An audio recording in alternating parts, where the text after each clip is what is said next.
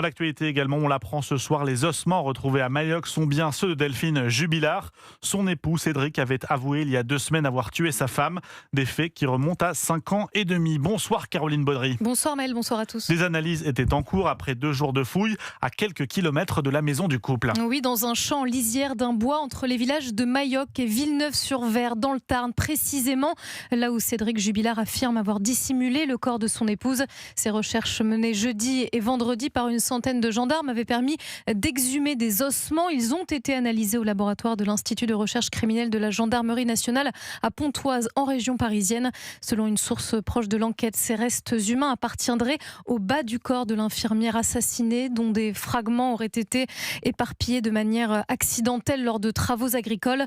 Malgré une culpabilité établie par la justice via un faisceau d'indices, Cédric Jubilard, condamné à 30 ans de réclusion criminelle, niait depuis 5 ans une quelconque implication dans le meurtre de la mère de ses enfants, dont la famille réclame depuis le corps de la disparue.